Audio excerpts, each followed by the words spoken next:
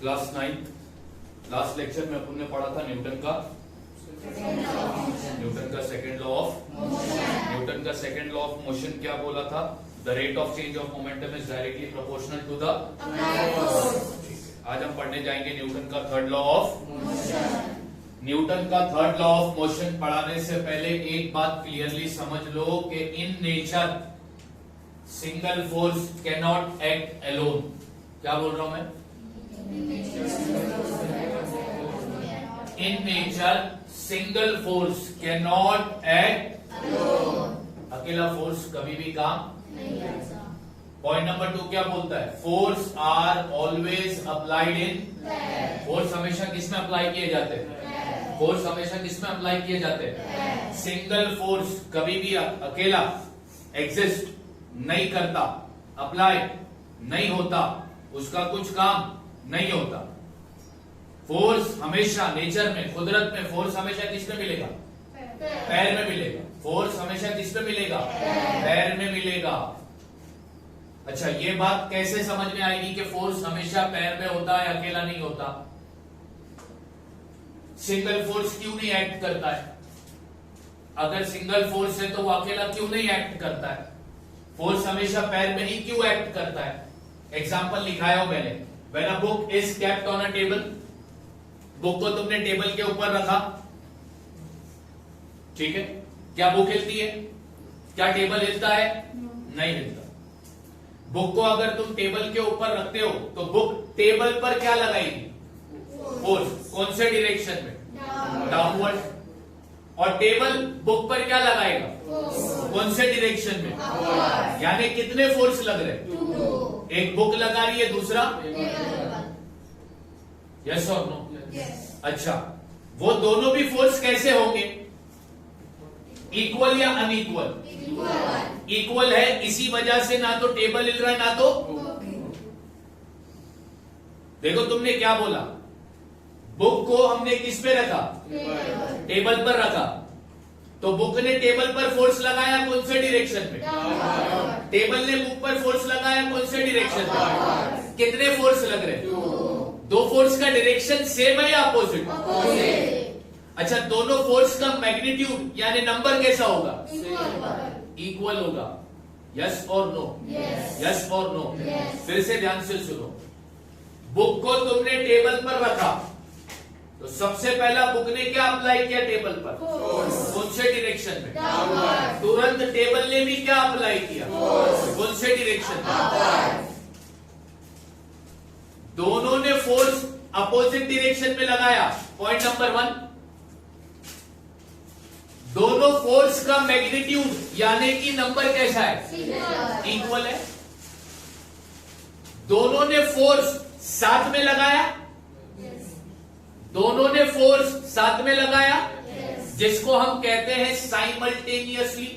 क्या कहते हैं? क्या दोनों फोर्स सेम ऑब्जेक्ट पर लग रहा है? क्या दोनों फोर्स सेम ऑब्जेक्ट पर लग रहा है? नहीं। टेबल ऑब्जेक्ट है, हाँ या ना? बुक क्या है? ऑब्जेक्ट है।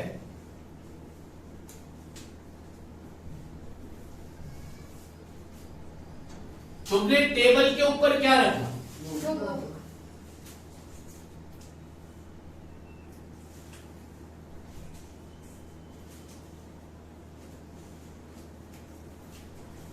मान लो ये टेबल है, ठीक है, इस पर तुमने क्या रखा?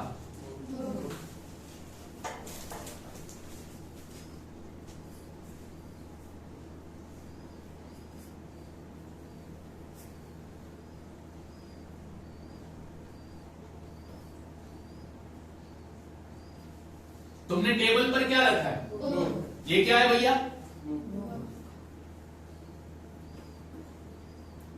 ये क्या है भैया?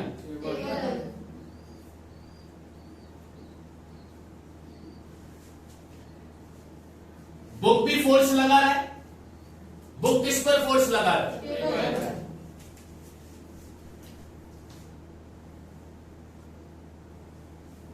Apply force on table. Book will apply force on Table. in which direction? Downwards. Downward direction. Yes.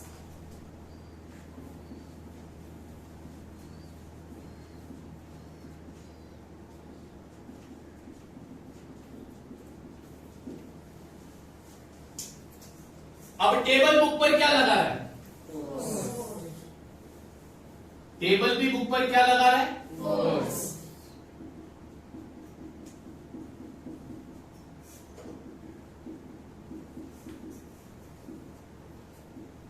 Table किस पर फोर्स लगा रहा है? Book. कौन से डायरेक्शन में? Upward.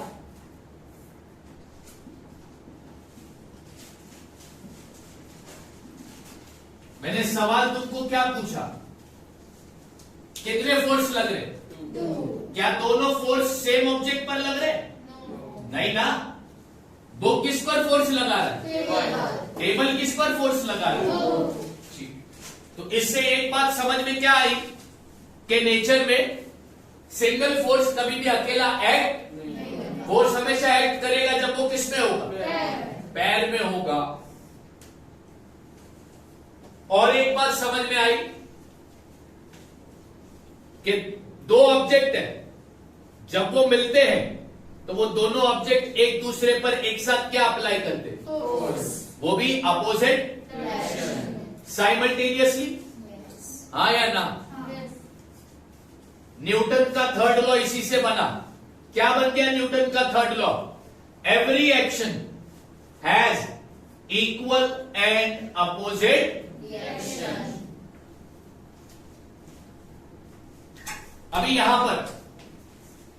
पर एक्शन क्या है भाई? फोर्स. रिएक्शन भी क्या है? फोर्स. एक्शन क्या है? Force. रिएक्शन क्या है? Force. फोर्स.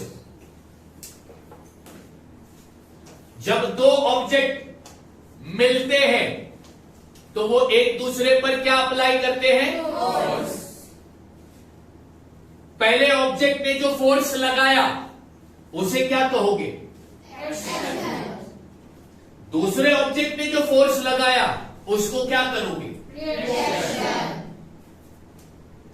हर एक्शन का इक्वल रिएक्शन होता है, वो भी कौन से डायरेक्शन में?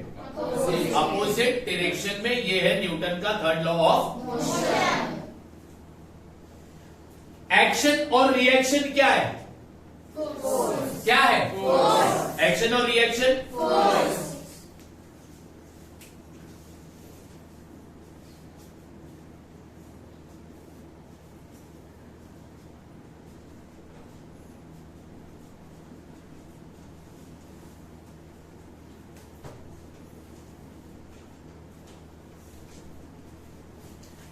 एक्शन और रिएक्शन ये फोर्स है, क्या ये सेम डायरेक्शन में होगी या अपोजिट डायरेक्शन में होगी? Opposite direction.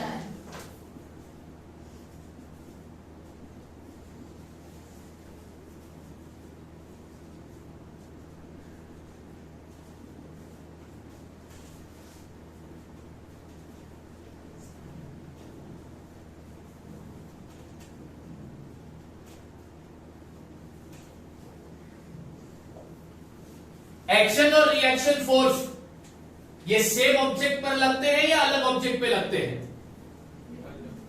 बोलो पक्का.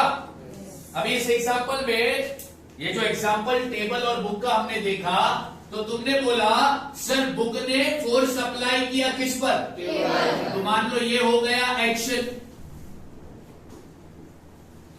इस फोर्स को क्या बोल रहे हो? Action. फिर तुम बोल रहे हो सर टेबल ने फोर्स अप्लाई किया किस पर? Book. तो इसको तुम क्या बोलोगे? Reaction.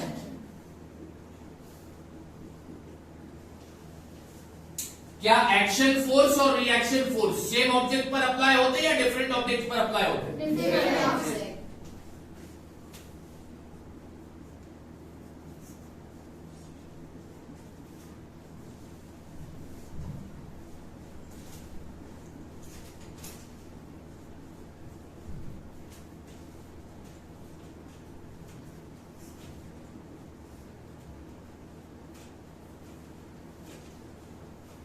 एक्शन और रिएक्शन फोर्स ये एक साथ अप्लाई होते हैं या अलग अलग अप्लाई होते हैं?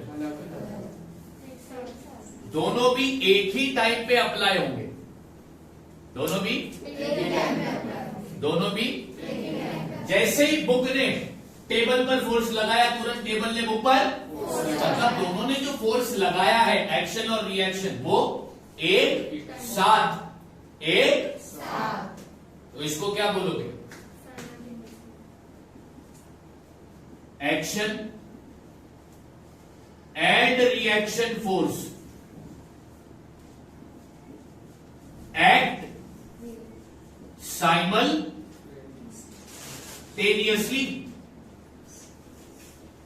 समझ में आ रही है? हाँ या ना? अच्छा, अब तुम एक बात बताओ, ये एक्शन और रिएक्शन फोर्स इक्वल होगे या अनइक्वल होगे?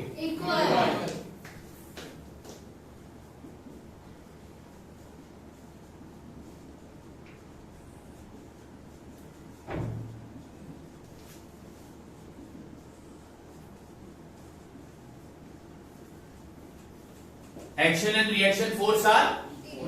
अब इसको अगर फॉर्मूले में लिखा जाएगा तो मान लो एक्शन फोर्स को लेता हूं मैं F1 और रिएक्शन फोर्स को लेता हूं मैं F2। ये दोनों है इक्वल, सेम डायरेक्शन या अपोजिट डायरेक्शन, इसलिए यहां पर मैं कौन सी साइन डालता हूं? माइनस की। ये माइनस की साइन इंडिकेट करता है कि F1 और F2 ये कौन से डायरेक्शन में होंगे? अपोजिट डायरेक्शन में होंगे। बात समझ में आई कि नहीं है? बात समझ में आई कि नहीं है? न्यूटन का थर्ड लॉ ऑफ मोशन क्या बोलता है? Every action is equal and opposite which act simultaneously. मतलब यहां पर एक्शन और रिएक्शन किसको कहा गया है? फोर्स को।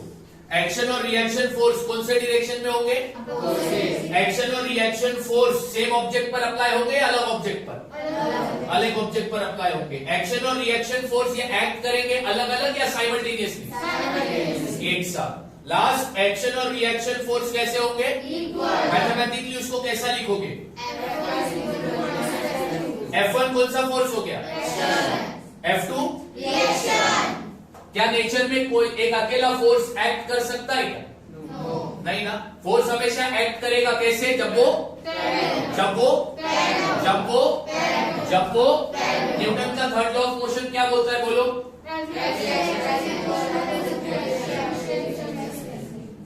बात समझ में आ रही है? अगर इसका एग्जाम्पल तुमको देने बोला तो क्या बोलोगे? एग्जाम्पल क्या दोगे? When a book is kept on a table। ये एग्जाम्पल किसका है? न्यूटन का third law of motion. Newton third law of motion का एग्जाम्पल क्या दोगे? When a book is kept on a table। इसको एक्सप्लेन कैसा करोगे कि when a book is kept on a table, a book apply a force in similarly a table apply a force in book will apply force on and table will apply force on book ने जो force लगाया वो action या reaction?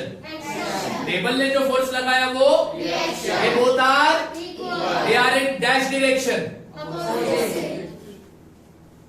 समझ में आ गया? Newton का third law of motion समझ में आ गया? न्यूटन का थर्ड लॉ ऑफ मोशन समझ में आ गया? न्यूटन का थर्ड लॉ ऑफ मोशन समझ में आ गया?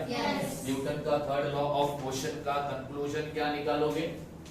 F1 is equal to minus F2। F1 is equal to minus F2। F1 is action force, F2 is reaction force. They both are equal but in opposite direction. Therefore, F2 is indicated by minus sign। समझ में आ गई बात? हाँ या ना? Newton का third law of motion हो गया?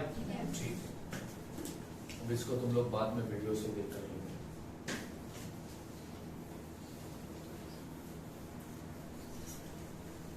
चाय आई फिर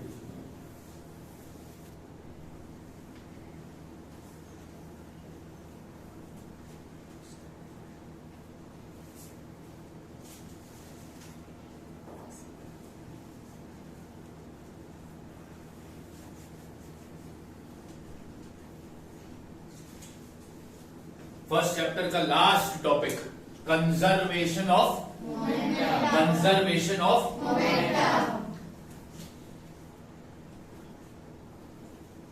फिजिक्स में कंजर्वेशन का मतलब होता है नो चेंज।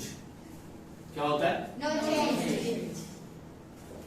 कंजर्वेशन का मतलब क्या होता है? No change. यानी अगर इसको तुम पढ़ोगे कैसा पढ़ोगे? कंजर्वेशन ऑफ मोमेंटम का मतलब क्या हो गया? No change in, no change in, Momentum. No change in, Momentum. No change in, Momentum. और momentum remain Same. Same. Same को क्या वर्ड डाल सकते हो? कांस्टेंट। क्या डाल सकते हो? Constant.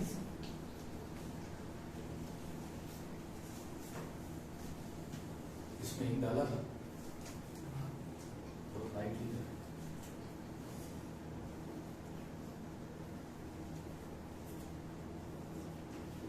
Conservation of momentum means no change in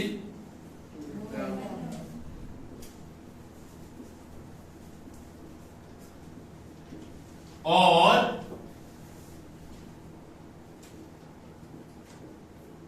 momentum remain constant. Momentum remain. Constant. तो किसी ने तुमको पूछा कि कंजर्वेशन ऑफ मोमेंटम का मतलब क्या है? ठीक है। अच्छा, ये कंजर्वेशन वाला कंसेप्ट किधर इस्तेमाल किया जाता है?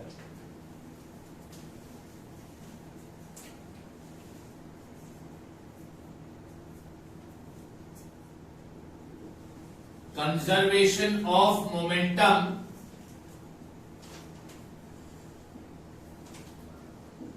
is mostly used to describe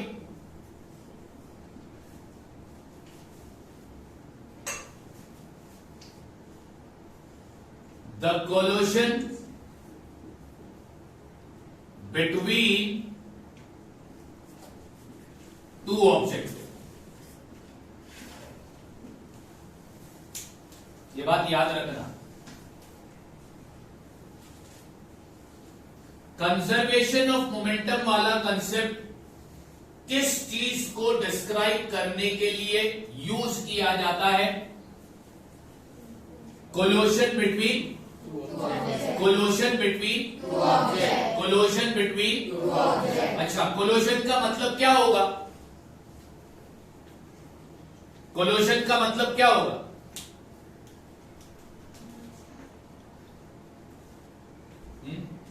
collision का मतलब interaction.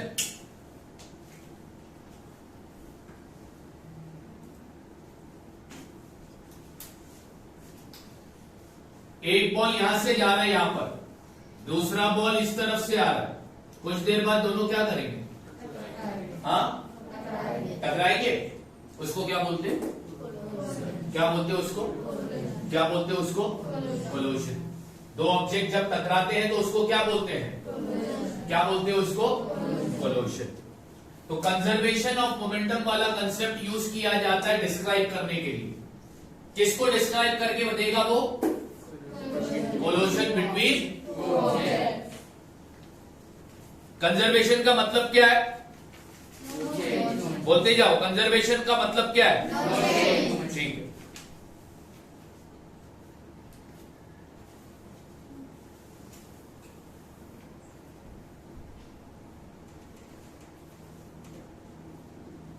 Conservation of momentum is applicable only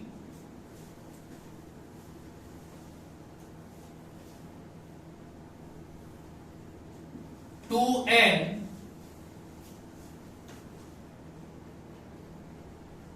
isolated system of an object। क्या है स्टेटमेंट, जरा पढ़ो।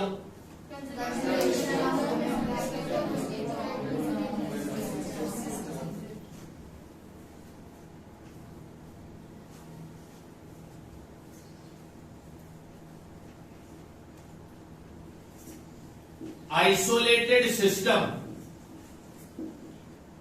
means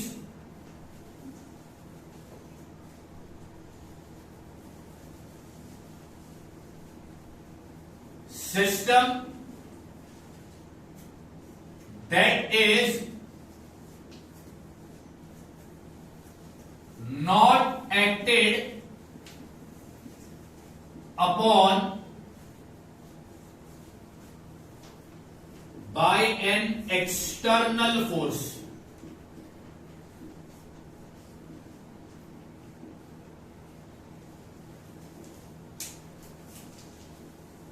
कंजर्वेशन ऑफ मोमेंटम ये कौन से सिस्टम पर एप्लीकेबल है? Isolated system of an object पर ही एप्लीकेबल है। कंजर्वेशन ऑफ मोमेंटम वाला कंसेप्ट किस सिस्टम पर अप्लाई किया जा सकता है? System of an. अब isolated system of an object क्या है? ये वो सिस्टम होगा जहां पर एक्सटर्नल फोर्स यानी कि अनबैलेंस फोर्स अप्लाई नहीं होगा। अगर दो ऑब्जेक्ट, अभी हमने इधर पढ़ा ना कि ये डिस्क्राइब करता है कोलिजन बिटवीन टू ऑब्जेक्ट। अगर दो ऑब्जेक्ट टकरा रहे और उस पर अगर एक्सटर्नल फोर्स कोई अप्लाई नहीं हो रहा है तो तुम्हारा ये कंजर्वेशन ऑफ मोमेंटम वाला लॉ एप्लीकेबल होगा। यानी कंजर्वेशन ऑफ मोमेंटम के लॉ को अप्लाई करने के लिए क्या नहीं होना चाहिए? क्या नहीं होना चाहिए? क्या नहीं होना चाहिए? क्या नहीं होना चाहिए? ठीक है।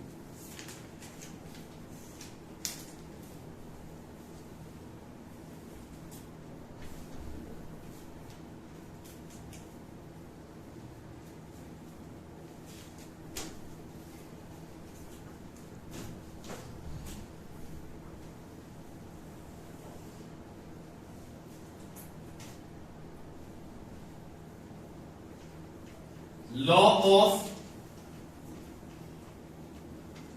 conservation of momentum. Law of अब लॉ का स्टेटमेंट लिखता हूं।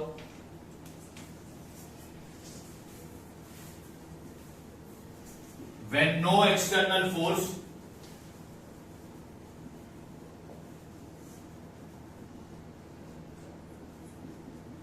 acts on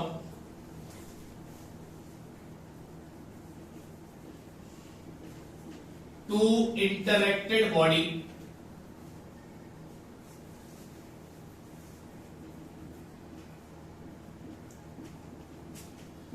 then their total momentum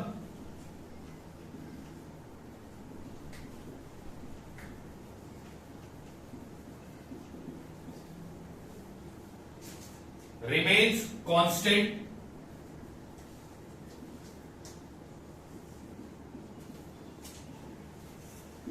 it does not change।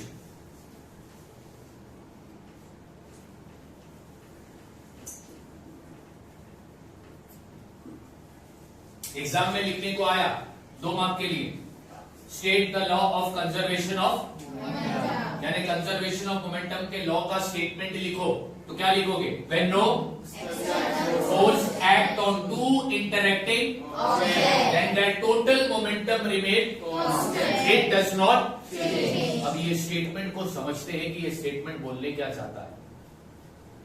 इतना तो हमें पता चल गया कि कंजर्वेशन ऑफ मोमेंटम वाला कंसेप्ट डिस्क्राइब करेगा कोलिजन बिटवीन टू ऑब्जेक्ट। जब दो ऑब्जेक्ट टकराएंगे तो उनके टकराने के बाद क्या होता है वो चीज कौन एक्सप्लेन करेगा?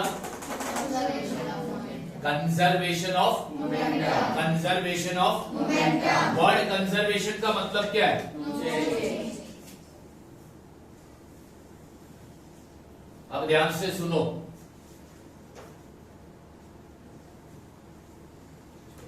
Suppose there are two sphere A and B। अपने पास दो स्फीयर है, एक स्फीयर A है, दूसरा स्फीयर B है।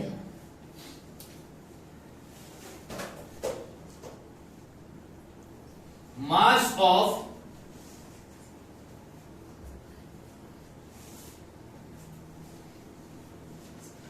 Spear A and sphere B is M1 and M2। अपने पास स्पीयर कितने हैं? दोनों स्पीयर का मास दिया है। स्पीयर ए का मास क्या है? स्पीयर बी का मास क्या है?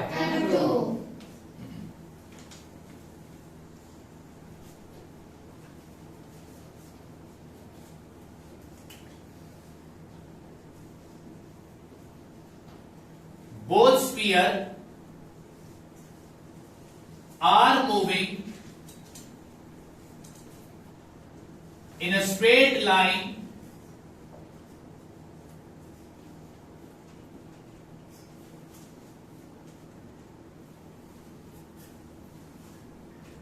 in opposite direction।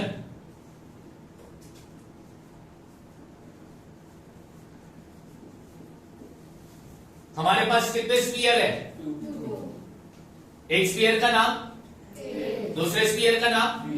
स्पीयर ए का मास क्या है? स्पीयर बी का मास क्या है? क्या दोनों स्पीयर मूव कर रहे हैं सेम डायरेक्शन में या opposite direction?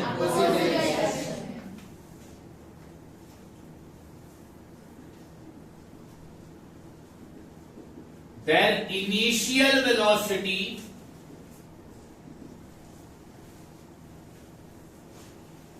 is u1 and u2।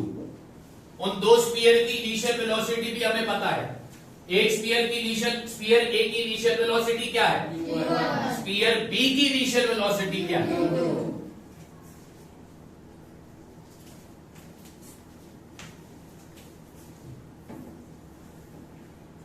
यह है तुम्हारा स्पीयर ए, यह है तुम्हारा स्पीयर। इसका मास क्या है? इसका मास क्या है? स्पीयर ए बी की तरफ जा रहा है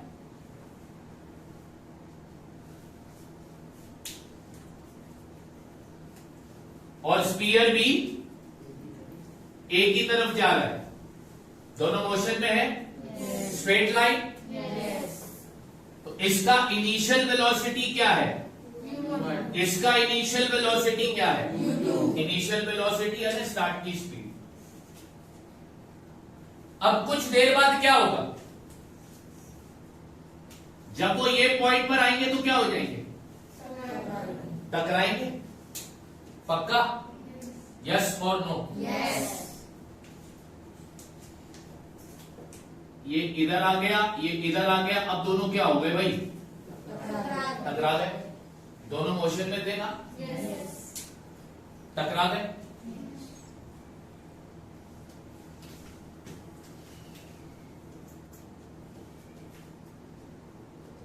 इस पॉइंट को मैं नाम देता हूं सी। क्या नाम देता हूं? सी। इधर लिखता हूं पॉइंट ऑफ कोलोजन। ये वो पॉइंट है जिस पॉइंट पे दोनों भी स्फीयर क्या हो गए? क्या हो गए? क्या हो गए?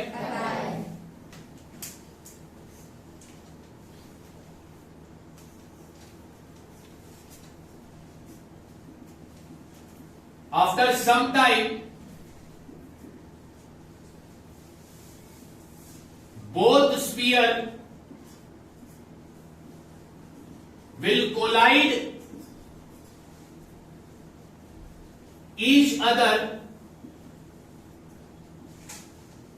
at point C। कुछ देर बाद दोनों स्फीयर एक दूसरे से क्या हो जाएंगे? कौन से पॉइंट पर? C।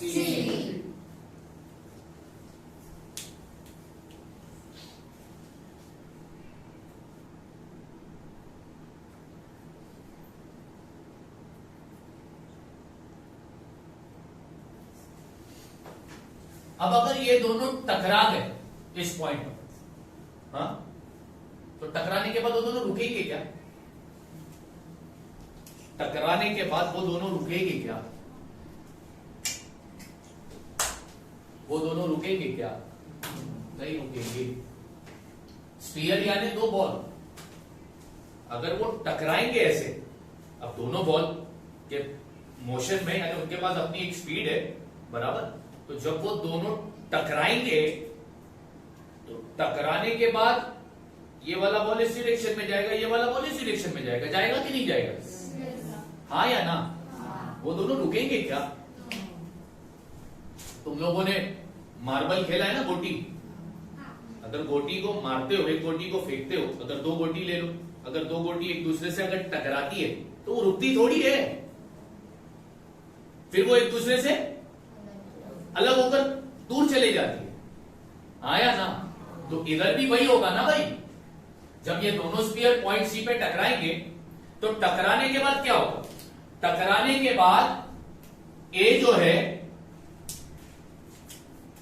वो इस डायरेक्शन में जाएगा और बी कौन से डायरेक्शन में जाएगा?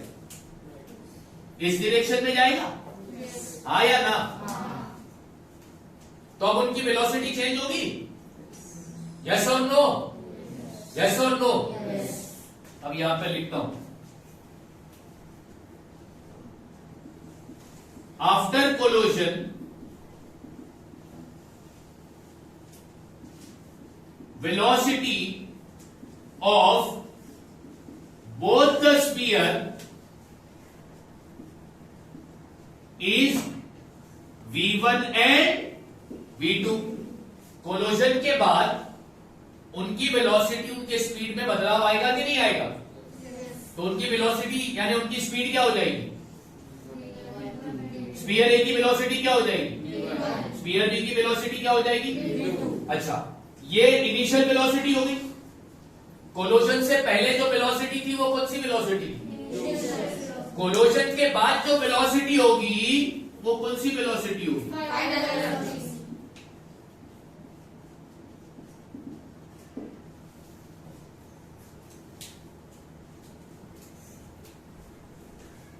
बात समझ आ रही? हाँ या ना? पक्का? जी। अब जरा ध्यान से देखो,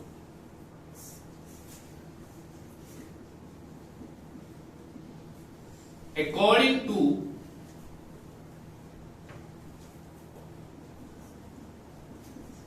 Newton third law of motion,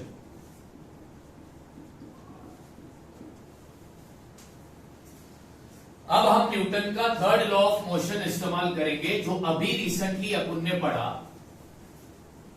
जब दो ऑब्जेक्ट कोलाइड करेंगे तो वो एक दूसरे पर फोर्स लगाएंगे कि नहीं लगाएंगे? हाँ या ना? और वो फोर्स का डायरेक्शन कैसा होगा? बट वो फोर्स का मैग्नीट्यूड कैसा होगा? इक्वल होगा ना?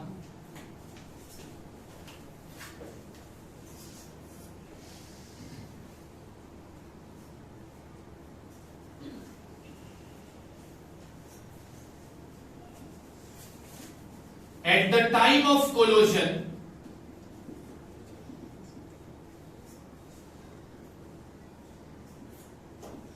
sphere A will apply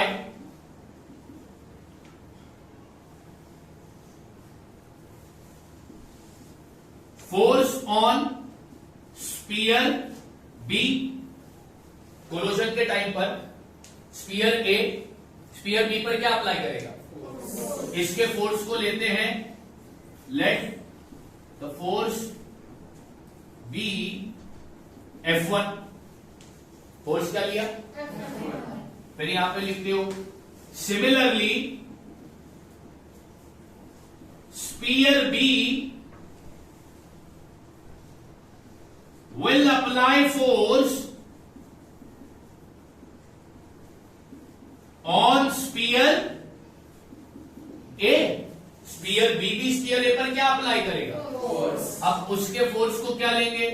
late force be F2। हाँ या ना? अब यहां पर हम इस्तेमाल करेंगे न्यूटन का थर्ड लॉ ऑफ मोशन। जब दो ऑब्जेक्ट के बीच में इंटरेक्शन होता है तो दोनों ऑब्जेक्ट एक दूसरे पर क्या अप्लाई करते हैं? Force. और वो फोर्स कैसा होता है? इक्वल होता है। फोर्स कैसा होता है? यानी तुम बोल रहे हो F1 is equal to F2, but ये फोर्स का डायरेक्शन कैसा होता है? तो यहां पर कौन सी साइन आएगी? Minus. इसको मैं देता हूं इक्वेशन नंबर, बात समझ में आ रही? अपन क्या पढ़ रहे भैया? Conservation of. मैं तुमको ये स्टेटमेंट प्रूफ करके दिखा रहा हूं। ये स्टेटमेंट का मतलब तो मैंने अभी तक समझाया नहीं, पहला इसका प्रूफ देख लो और तुम लोग ही लास्ट में मेरे को बोलोगे कि तुमको क्या नजर आ रहा है। ठीक है, चलो ये इक्वेशन मिल गया, इतना समझ में आ गया। स्फीयर ए का मास क्या है? इनिशियल वेलोसिटी, फाइनल वेलोसिटी, उसका फोर्स। ठीक है। स्फीयर बी का मास क्या है? इनिशियल वेलोसिटी, फाइनल वेलोसिटी, उसने फोर्स कितना लगाया?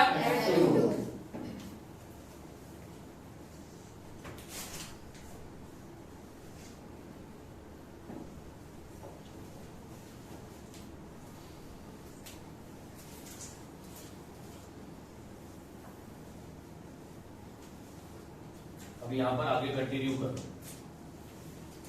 लेट अस सपोज, मान लेते हैं that there is no external force applied during collision. मान लेते हैं कोलोजन के वक्त कोई भी एक्सटर्नल फोर्स अप्लाई नहीं हुआ है। ठीक है, अब क्या होगा आगे?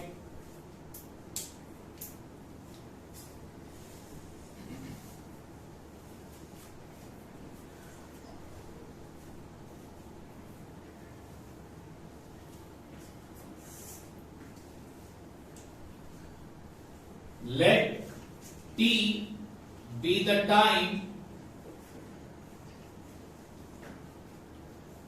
for which both the sphere remain in contact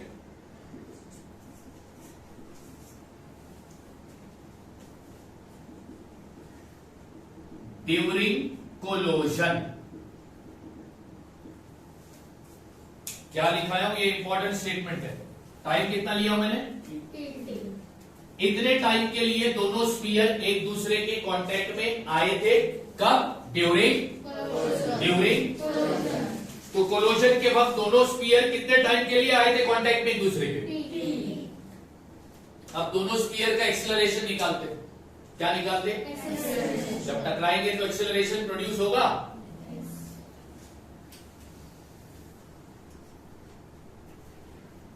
acceleration of sphere ए।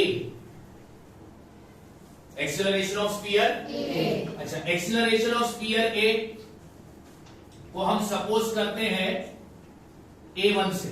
जैसे ठीक है, स्फीयर ए के एक्सीलरेशन को मैंने क्या लिया? अच्छा, एक्सीलरेशन का फॉर्मूला क्या है? Change in velocity upon change in velocity upon यानी कि फाइनल वेलोसिटी माइनस अपॉन। अब ये जो तुम एक्सीलरेशन निकाल रहे हो कौन से स्फीयर का, तो उसका फाइनल वेलोसिटी क्या था और उसका इनिशियल वेलोसिटी क्या था? ठीक है। अब मैं एक्सीलरेशन निकालूंगा स्फीयर बी का। किसका? Acceleration of sphere B. Sphere B के एक्सीलरेशन को मैं लेता हूं ए, सेम फॉर्मूला एक्सीलरेशन का, फाइनल वेलोसिटी माइनस अपॉन। अब स्फीयर बी का फाइनल वेलोसिटी क्या था? Initial velocity. दोनों के लिए टाइम अपन ने क्या सपोज किया? एक्सीलरेशन निकाल दिया। आया ना? ठीक है। न्यूटन का second law of third law of motion तुमने इस्तेमाल किया तो तुमको ये इक्वेशन मिला है ना। एट द एंड अपने को ये इक्वेशन काम आएगा।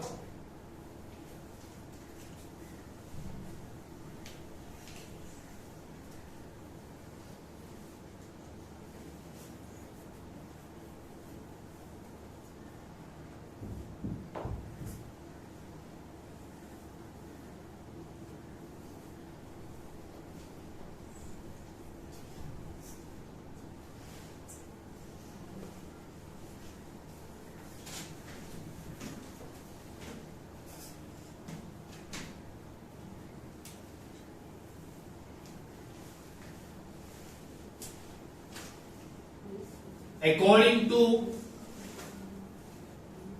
Newton second law of motion, कल पढ़ा था न्यूटन के सेकेंड लॉ ऑफ मोशन का से इक्वेशन क्या बना था, force is equal to mass into, ये बना था कि नहीं, force into mass, force is equal to mass into, ये अपन ने प्रूफ करके दिया था न्यूटन का सेकेंड लॉ ऑफ मोशन का इस्तेमाल करके, right. Now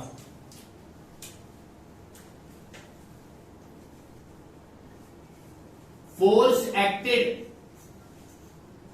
on sphere A, force acted on sphere A, force acted on sphere A। अब देखो यहां पर अपन ने बताया है स्पीयर ए ने किस पर फोर्स लगाया, स्पीयर, और स्पीयर बी ने किस पर फोर्स लगाया, बराबर। अब यहां पर देखो स्पीयर ए ने स्पीयर बी पे जो फोर्स लगाया वो अपन ने क्या अज्यूम किया था, और स्पीयर बी ने स्पीयर ए पर जो फोर्स लगाया था वो कितना लगाया था, अब यहां पे क्या लिखा है मैंने, फोर्स एक्टेड ऑन स्पीयर, तो स्पीयर ए पे कितना फोर्स लगा था, F2। स्पीयर ए पर कितना फोर्स लगा था भैया, कितना लगा था, कितना लगा था, क्लियर, ठीक है। अब ये स्पीयर ए का निकाल रहे हो ना, तो स्पीयर ए का मास तुमने क्या लिया है, मास मल्टीप्लाई बाय एक्सीलरेशन, किसका इस्तेमाल कर रहे हैं अपन, न्यूटन का, है ना। स्पीयर ए के एक्सीलरेशन को तुमने क्या बोला है, ठीक है। अब आगे देखो वैल्यू डाल रहा हूं, F2 is equal to M1 as it is रखता हूं मल्टीप्लाई बाय A1, A1 की वैल्यू मेरे को मिली है, क्या मिला है, V1 माइनस U1 अपॉन, ये मिल गया मेरे को F2 का वैल्यू, किसका वैल्यू,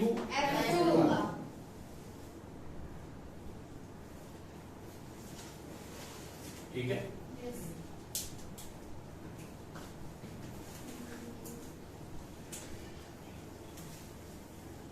अब आगे देखो, force acted on sphere B, sphere B पर किसने फोर्स लगाया था, स्पीयर ए ने, आया ना, कितना फोर्स लगाया था,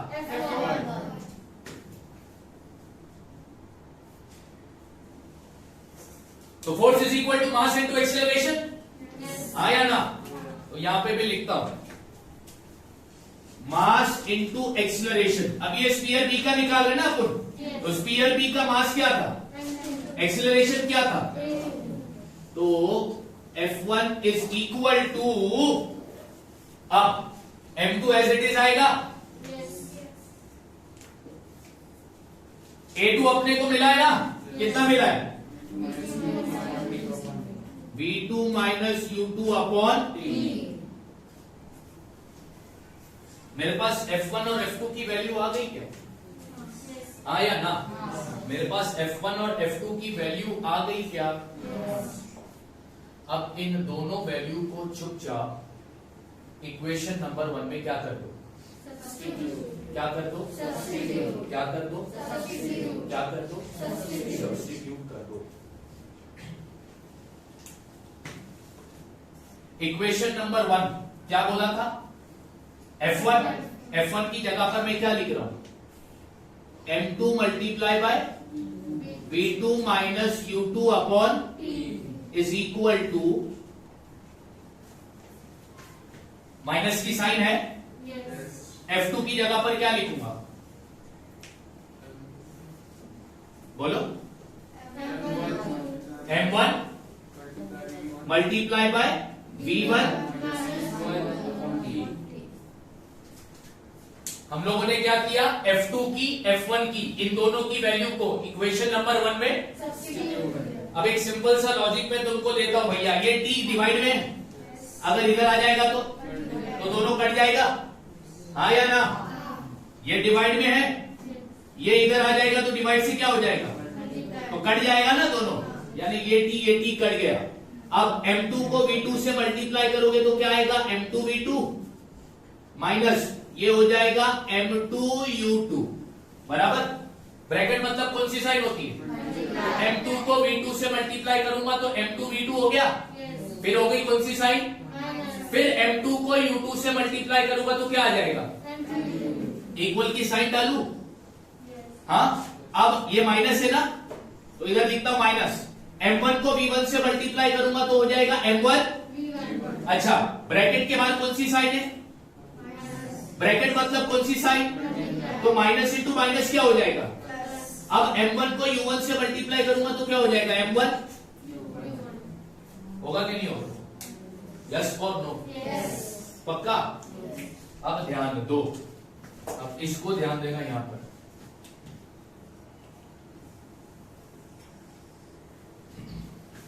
अब पैर बनाएंगे। यहां पर है M2 V2 minus M2 U2, यहां पर है minus M1 V1 plus M1, ठीक है। तो ये M2 V2 को मैं एज इट इज रख रहा हूं, M2 V2 अपनी जगह पर है, इसका पैर बनेगा M1 V1 से, तो अब ये M1 V1 माइनस से उधर आ जाएगा तो किस पे हो जाएगा, इज इक्वल टू, अब यहां पर M1 U1 as it is है, हाँ या ना। अब ये M2 U2 माइनस से इधर आ जाएगा तो क्या हो जाएगा,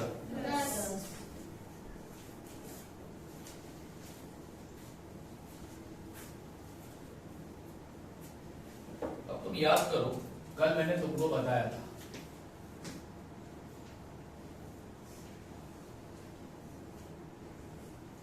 ये कौन सा मोमेंटम हो गया, ये कौन सा मोमेंटम हो गया, M1 U1 mass multiply by velocity, momentum का फॉर्मूला है, आया ना।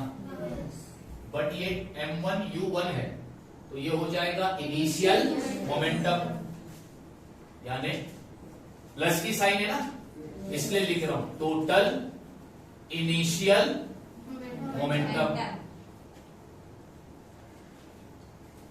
अब यहां पर कौन सी साइन है, ये कौन सा मोमेंटम हो जाएगा, प्लस की साइन है ना, टोटल फाइनल, जरा पढ़ो क्या बोलता है ये,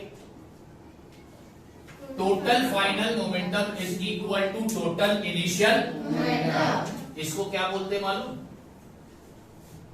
ये है तुम्हारा लॉ ऑफ कंजर्वेशन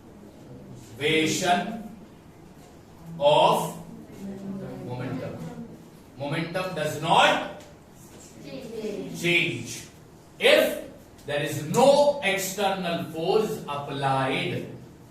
अब स्टेटमेंट पढ़ो क्या बोलता है ये लॉ का statement, when no external force act यानी applied, act यानी when no external force applied on two interacting object then their total momentum remain, यानी ये टोटल मोमेंटम इधर किसको बोल रहा है, टोटल मोमेंटम बोल रहा है, टोटल फाइनल मोमेंटम और टोटल इनिशियल। जब दो ऑब्जेक्ट एक दूसरे से क्या करती है, टकराती है, जब दो ऑब्जेक्ट एक दूसरे से तो उनके और टकराने के वक्त अगर उन पर कोई एक्सटर्नल फोर्स अप्लाई नहीं हो रहा है तो उन दो ऑब्जेक्ट का जो टोटल इनिशियल मोमेंटम होगा और उन दो ऑब्जेक्ट का जो टोटल फाइनल मोमेंटम होगा वो दोनों भी मोमेंटम चेंज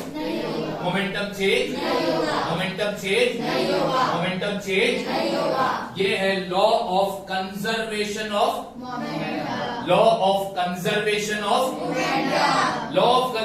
ऑफ मोमेंटम बोलता है कि जब दो ऑब्जेक्ट टकराते हैं, ठीक है, और अगर उनके टकराने के दौरान उन पर कोई एक्सटर्नल फोर्स अप्लाई तो उन दो ऑब्जेक्ट का जो टोटल इनिशियल मोमेंटम था यानी टकराने से पहले का जो मोमेंटम था और टकराने के बाद का जो मोमेंटम होगा वो दोनों भी मोमेंटम कैसे होंगे, कैसे होंगे, कैसे होंगे, कैसे होंगे।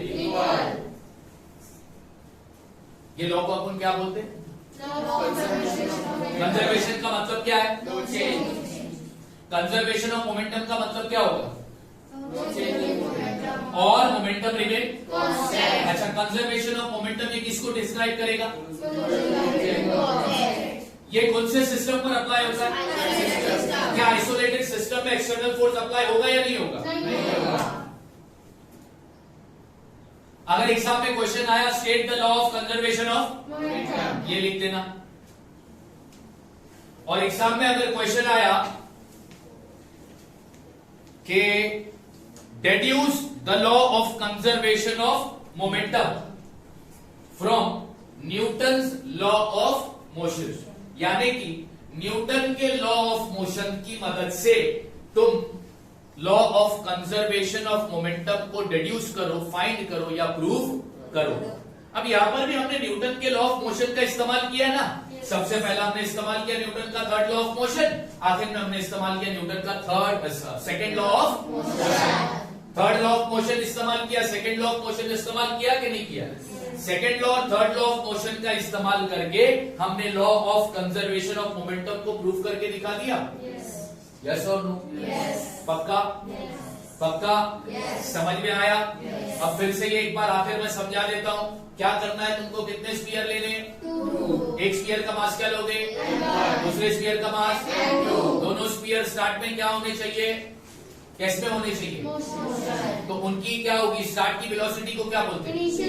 एक की इनिशियल वेलोसिटी को क्या लोगे? दूसरे की इनिशियल वेलोसिटी को क्या लोगे? उसके बाद कुछ देर बाद वो दोनों क्या करेंगे? टकराएंगे। तो टकराने के बाद उनकी वेलोसिटी सेम रहेगी जो पहले थी या बदल जाएगी? चेंज हो जाएगी। तो टकराने के बाद की वेलोसिटी को क्या बोलते हो? तो एक की फाइनल वेलोसिटी क्या लोगे? दूसरे की? ठीक है। फिर तुम क्या करोगे? न्यूटन के थर्ड लॉ ऑफ मोशन का इस्तेमाल करोगे। क्यों तुम यहां पर न्यूटन के थर्ड लॉ ऑफ मोशन इस्तेमाल कर रहे हो? क्योंकि जो दो ऑब्जेक्ट क्या कर रहे हैं? जब दो ऑब्जेक्ट टकराएंगे तो वो दोनों एक दूसरे पर क्या लगाएंगे? कौन से डायरेक्शन में? और वो दो फोर्स का मैग्नीट्यूड कैसा होगा? तो न्यूटन का थर्ड लॉ ऑफ मोशन इस्तेमाल किया। तुमने यहां पर बोला कि जब दो ऑब्जेक्ट टकराते हैं, यानी स्फीयर ए और स्फीयर बी टकराए, तो स्फीयर ए ने स्फीयर बी पे क्या अप्लाई किया? स्फीयर बी ने स्फीयर ए पर क्या अप्लाई किया? अपोजिट डायरेक्शन में। बट दोनों भी फोर्स कैसे थे? स्फीयर ए ने जो फोर्स लगाया बी पर वो F1, स्फीयर बी ने जो ए पर फोर्स लगाया वो F2। फिर न्यूटन का थर्ड लॉ क्या बोलता है? दोनों फोर्स इक्वल होंगे अपोजिट डायरेक्शन में। तुमने लिख के बता दिया, इसको दे दिया तुमने इक्वेशन नंबर। उसके बाद तुम क्या बोलते हो कि मान लेते हैं कि जब दो ऑब्जेक्ट टकरा रहे थे तो उनके ऊपर कोई एक्सटर्नल फोर्स अप्लाई नहीं हो रहा था। तो दो ऑब्जेक्ट टकराए तो उन लोग टकराने के बाद एक दूसरे के कांटेक्ट में आए होंगे। कितने समय के लिए वो कांटेक्ट में आए? Time t। ठीक है। टकराएंगे तो एक्सेलरेशन होगा। तो फिर तुमने स्फीयर ए और स्फीयर बी का क्या निकालना है? निकाल दिया। एक्सेलरेशन का फॉर्मूला क्या है? चेंज इन वेलोसिटी अपॉन, या फिर याद रखो final velocity minus upon final velocity को किस लेटर से डिनोट करते हैं? इनिशियल वेलोसिटी को तुमने लिख दिया। दोनों का एक्सेलरेशन निकाल दिया। दोनों का जैसे ही तुमने एक्सेलरेशन निकाल दिया, सीधा कौन सा लॉ ऑफ मोशन इस्तेमाल किया? न्यूटन का सेकंड लॉ ऑफ मोशन कल पढ़ा था। क्या बोला था? Force is equal to mass multiply by acceleration. तो स्फीयर ए पर जो फोर्स लगा और स्फीयर बी पर जो फोर्स लगा, वो फोर्स की मदद से हमको F2 और F1 मिल गया। हाँ या ना? F2 और F1 की वैल्यू को इक्वेशन नंबर 1 में, तो एट दी एंड अपने को क्या मिला? Total final momentum is equal to total initial. इसको क्या बोलते हैं? Law of conservation of momentum. बात समझ आ गई? क्लियर है? पक्का? पक्का? हाँ, यहाँ पर खत्म हो गया तुम्हारा law of motion chapter number 1। ठीक है। थर्ड लॉ ऑफ मोशन याद रखोगे, law of conservation of momentum याद रखोगे। वर्ड कंजर्वेशन का मतलब क्या होता है? वर्ड कंजर्वेशन का मतलब क्या होता है? याद रखना बच्चों, मोमेंटम वाला कंसेप्ट, कंजर्वेशन ऑफ मोमेंटम वाला कंसेप्ट हमको तभी इस्तेमाल करना है जब दो ऑब्जेक्ट क्या कर रहे हो? कोलाइड का मतलब टकराएंगे तो वो दोनों एक दूसरे पर फोर्स लगाएंगे। सेम डायरेक्शन या अपोजिट डायरेक्शन? थोड़े टाइम के लिए टकराएंगे, अपोजिट डायरेक्शन में फोर्स लगाएंगे, थर्ड लॉ ऑफ मोशन के मुताबिक वो दो फोर्स का मैग्नीट्यूड कैसा होगा? थर्ड लॉ ऑफ मोशन में माइनस की साइन क्यों इस्तेमाल करते बताया ना? क्यों इस्तेमाल करते हैं? क्योंकि दोनों फोर्स कौन से डायरेक्शन में है? बात समझ आ गई? यहाँ पर खत्म हो गया तुमका लोग का न्यूटन का sorry chapter number first law of motion. ठीक है, क्या करने का अभी अपने को सब चीजें याद करके रखना है। डिस्टेंस का डेफिनेशन, डिस्प्लेसमेंट का, वेलोसिटी का, स्पीड का, एक्सीलरेशन का, फिर वो ग्राफ इक्वेशन ऑफ मोशन, तीनों लॉ के स्टेटमेंट। ठीक है, इनर्शिया किसको बोलते हो, सारी चीजें पढ़ा दिया, यानी सब कुछ पढ़ा है। ठीक है, क्लियर है? पक्का? अब कल हम लोग स्टार्ट करेंगे साइंस का चैप्टर डन। अब ये वीडियो का लिंक भेजूंगा तो कॉपी कर लेना।